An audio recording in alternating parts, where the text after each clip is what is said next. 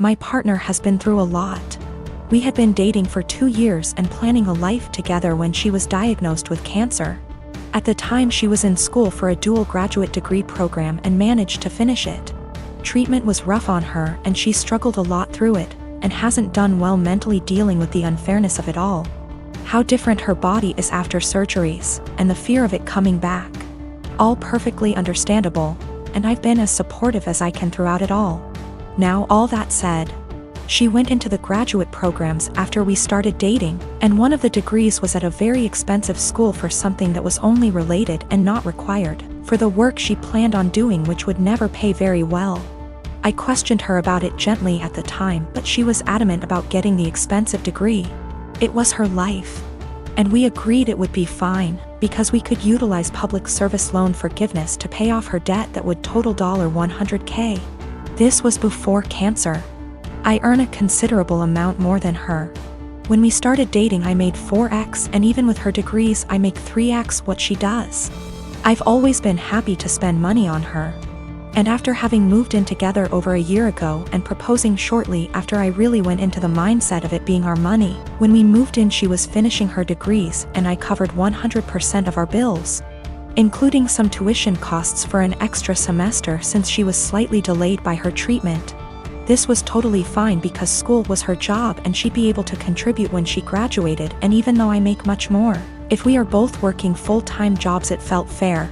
Now that she has graduated and started working, she is miserable at her job mostly because she is incredibly anxious that she isn't doing it well, and doesn't feel like her school prepared her. She was already prone towards anxiety and depression, she takes medicine for it. But mentally she is in a very bad spot because of all this. On top of that she feels like she doesn't doing enough for her health, mostly exercise, to keep her healthy to reduce the cancer from coming back, but she says she is too tired after work to do much else than occasionally go on a walk. Recently she got the idea in her head to start working half weeks to give her more time to exercise and stress her out about work less. She says not knowing for sure how long she'll live has changed her priorities about working. Before all this she was a pretty driven type of personality, working multiple jobs. But working part-time doesn't meet the requirements for public service loan forgiveness. We've talked about it extensively and she feels it is important for her to work part-time. But I am not very comfortable with the idea for many reasons. I get where she is coming from in her needs, but feel like she is looking for a quick fix to her problems. That puts us in a pretty big hole financially because she is so miserable instead of fully dealing with her problems. I'd be more okay with it if it was short-term while she sorted through some things, but she says she just wants more time to exercise and be stress-free, so she doesn't know when that would end. I just feel like she is taking our relationship, which is already unbalanced, and asking to make it a lot more so, and solely because she is in a position to do so because of my job. We can financially afford it, but I haven't been able to come to terms about the disproportionality it would create in our relationship. P.S. My longtime partner wants to start working half-time to relieve her work stress and give her more time to take care of her health, but it makes me uncomfortable because she has $100,000 of debt and it would make our relationship very unbalanced. I married my wife Elise 12 years ago. She has a 16-year-old daughter, Anna, from her previous relationship, and we have a 7-year-old son as well. From pretty much the beginning of our relationship, Anna and I have never gotten along. I don't know how to emphasize that it is not because of a lack of trying. She just does not like me. When she was young she was just scared of me and afraid I'd tear their family apart. Nowadays it's more of a neutral dislike rather than strong antipathy, so I suppose that's progress. Elise is a stay-at-home mother, so she relies on me for income. As a result, I pay for everything for Anna: food, clothes, volleyball fees, field trips. I take an interest in her hobbies. I go to her games. I'm not saying I'm perfect, but I try my damn hardest to be the stepfather I can. But it's so hard.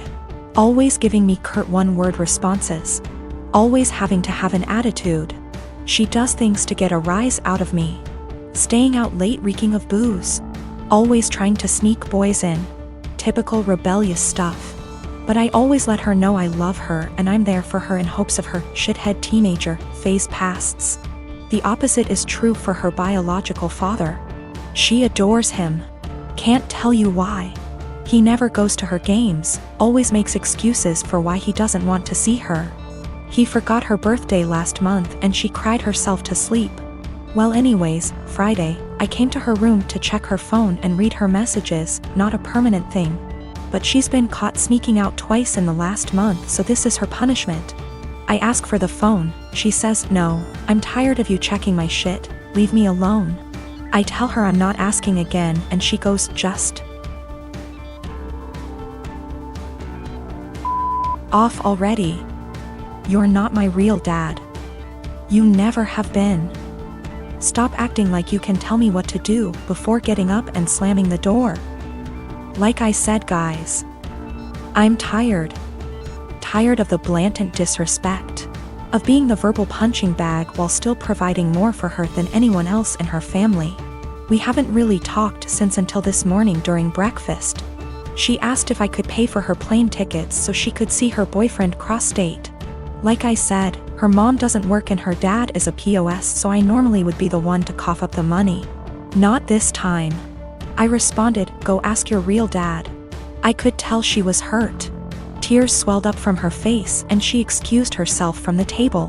My wife took me aside later and said my comment was extremely disrespectful. I said if anything's disrespectful, it's her treating me like a doormat and a credit card. And I will no longer tolerate this treatment in my house. I told her we don't have to be friends. But if she can't at least be cordial to me or respect my position as an authority figure, she can find someone else to pay for her non-essentials. My mother is disabled due to a neurological disease. She was diagnosed in her late 30s, and I remember that she was sick and needed help. I used to really look up to her as a supermom who could overcome any obstacle. That was until my father died. My father died over 10 years ago when I was still in high school. At that time my brother and I lived with my parents. I got a job when I was in high school after he left, cleaning the house, mowing the grass, buying food with money from work. Paying bills when I could, the minimum wage is low, and cooking dinner for my mom and myself almost every night. My brother was rarely at home, except to sleep or because he needed money. Over the years, my brother has been in and out of prison dozens and dozens of times for everything from drunk driving to drug possession to stealing from our mother to assault. He is currently incarcerated. No one mentions him or expects anything of him, except my mother who, in violation of a court order for her own protection that she herself asked for, sends him money and speaks to him weekly as well as sends letters.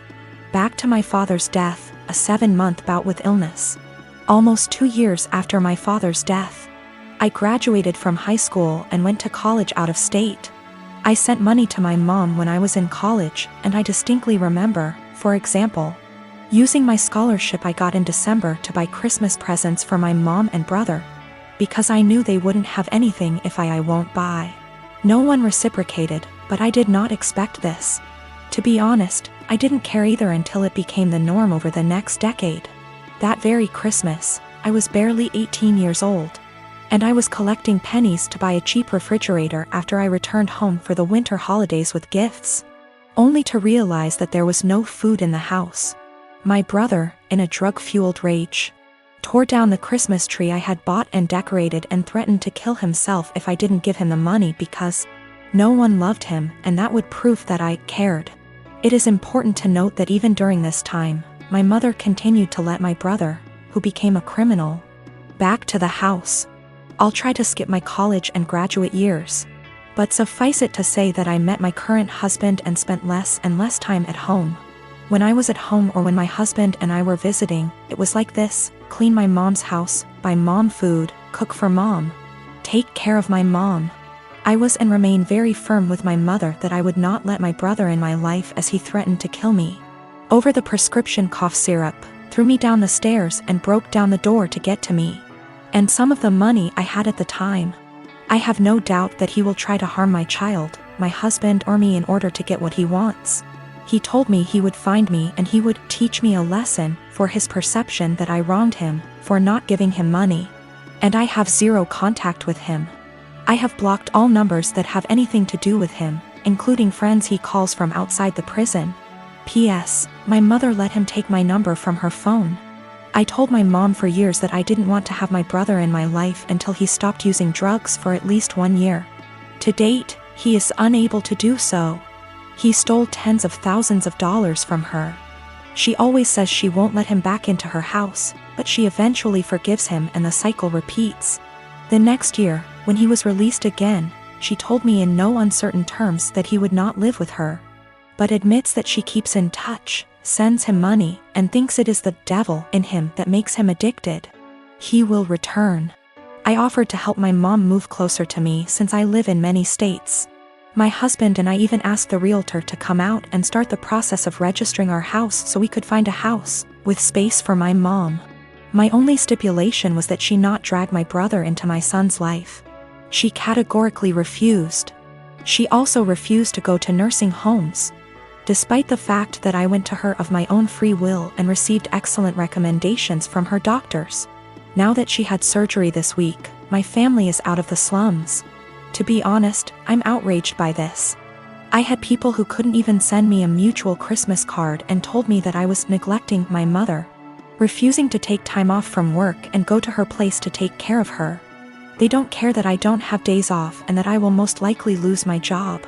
One even stated that I wouldn't put groceries on my desk. I wouldn't work for such an employer.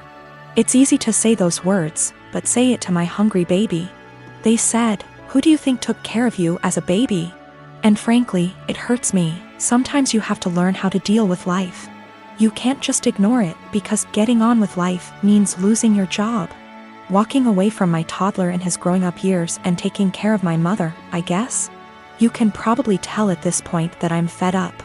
I am in a stalemate when literally the only surviving family members tell me to quit my job, my family, my young child to take care of my mom and help her. They also refuse to give a timeline, saying it will be as long as she needs it. I am expected to take care of her 24 hours a day, 7 days a week, no questions asked. I also feel strongly that they resent my mother for asking them to do me a service. Even though I have explained many times that I offered her to stay with us and have the operation here, at no cost to her, mind you. And she refused. In response, they tell me that she has the right to be close to her friends. I also tried to explain that by bowing to her at every call. They give her an opportunity, but they don't want to hear it.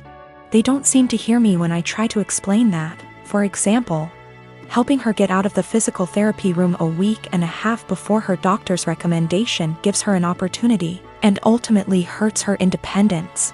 She is used to everyone doing everything for her. For example, during the last visit she was very upset that I did not take her to Walmart, because she had to go there almost before the baby went to bed. It was not emergency. She wanted to look around. My mother, in all this confusion, has taken the position that although she doesn't want me to lose my job, a good daughter should take care of her mother. Frankly, I am very hostile to this statement, because my mother did not call me on my birthday before my father died. I tried to build some kind of relationship with my son. I always try to chat with them or talk on the phone. And in the last 12 years I can count on the fingers of one hand how many times she called me just to tell me about me, or my son, or ask how we are doing. If she does call, there is always an ulterior motive, money for my brother or for her because she gave my brother everything. I'm on the edge. I can't work full-time, take care of my family, and expect to hear several times a week how bad a person I am for refusing to give up everything I've worked so hard to take care of mine, mother. No matter what, I love my mom. My husband and his family saw it unfold and several people remarked, "Why are you even trying?" Meaning trying to schedule calls so she can talk / see my son. I invited her to my house earlier this month, scheduled plane tickets, airport assistance, etc.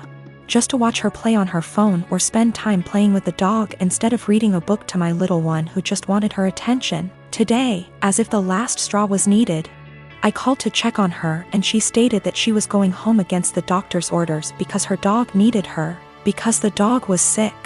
First, he has a very minor skin condition that is almost 100% cured thanks to her friend giving him a prescribed ointment. Secondly, my little one got sick this week, meaning he didn't go to kindergarten for 3 days. And even after I told her about it, she never called to find out how he was. Just like she never called to check on him when he came down with the flu last year. Or when he had a mysterious week and a half illness earlier this year that resulted in 4 doctor visits and a temperature of 104 degrees. I can't take it anymore. I am literally writing this as a last resort. My husband tells me not to talk to anyone, that's the whole family I have left except for one paternal aunt.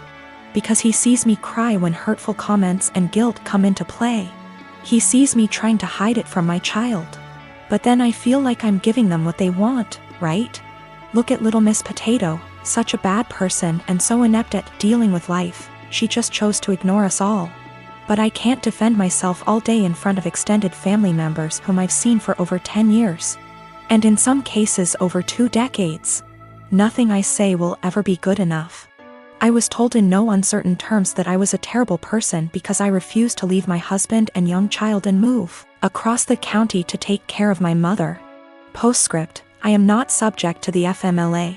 My employer is not large enough and there is no comparable law in my state. I have 1 day of vacation left due to my son getting sick earlier this year. My husband gets almost 3 times as many days off, so took many more days to take care of him. In general, I do not want to lose my job or look for another one. It's a good job, it's just limited to a small company. She refused to move in with me, either my husband and I are building a mother-in-law, or we are moving to a bigger house. Any aid agency or nursing home. She hesitates about allowing housework, but contradicts herself on the matter, telling me that Susie can help her if she needs anything, or that she has friends she can call, or, more often than not, she does well and can take care of herself. She wants help, but only when she wants it and only on her own terms. She told me that she would not end her relationship with my brother. I managed to get her to agree to a consultation after my brother attacked her, stole her car and pawned all her appliances. She moved to a domestic violence shelter but declined to press charges. This happened when I was 7 months pregnant, and when I refused to drive 20+ hours in a car. I was told essentially the same thing that I am being accused of now. She justifies my brother's behavior. He hooked up with the devil, and he can't leave him. I've talked to the Adult Protective Services counselors, and it all comes down to the fact that she's an adult. She can make her own decisions. Her doctors, although they seem to agree that she may need help taking care of herself, refuse to state that she is unable to take care of herself. I am a 39-year-old male, and I lost my late wife 6 years ago. I have a 16-year-old son, Daniel, and I recently got engaged to my fiancé of 2 years. Her mom and I aren't on good terms because of how she behaves. She's a controlling, self-centered, Dolly Parton wannabe. I learned to ignore, but she's been annoying Daniel and criticizing his personality regularly. He's a private kid and still hasn't gotten used to the new family dynamic, but he's in therapy and is doing fine. She keeps diagnosing him left and right, calling him antisocial, autistic and other crap. Fact is, Daniel is a shy, well-mannered kid, but people confuse that with being antisocial. Mother-in-law tried several times to force Daniel to open up by embarrassing him with personal questions on family dinners and test his personality type. I've realized the effect her behavior had on Daniel, so I gave him the choice to no longer be in the same room / house as mother-in-law, and he appreciated this a lot. Mother-in-law didn't like that Daniel kept his distance and no longer visits and kept ing about how spoiled he will become for her daughter to deal with. I told her to stop bringing it up, but she cried, "I'm just doing this for Danny." Last week she visited unexpectedly, wanting to say hi to Daniel. After Daniel greeted her, he went into the bathroom and she went into the living room with my fiancé. I was in my bedroom when Daniel came and said his journal was gone. We looked for it but didn't find it. I asked my fiancé, who was alone in the kitchen, but didn't see it. I paused for a second to ask where mother-in-law was. My fiancé said in the living room, but I saw her coming down the stairs. I asked where she was. She said the bathroom. I saw her purse in hand, so I bluntly asked if she took Daniel's journal. She looked offended and called for my fiancé when I insisted to see inside her purse. She wanted to leave, but I didn't let her. Fiancé told me to stop it, but I insisted, and the journal was there. Mother-in-law tried to explain this was her only chance to get to know Daniel better because she cares about him. I blew up at her and berated her for stealing from my son and told her she's banned from my house for the stunt she pulled. She argued with me then left. My fiancé apologized for her but said banning her from the house was over the top. It backlashed and father-in-law argued and hoped his daughter realizes how I am and call off the wedding for refusing to apologize to Mil. Fiancé said her family won't come to the wedding till I reconcile with her mom and cancel the ban, but I won't let my son be disrespected in his own house and asked my fiancé to understand. I'm refusing to reconcile but am aware this could ruin my relationship with all my in-laws, not just mother-in-law, and my fiancé thinks I'm selfish to cause drama.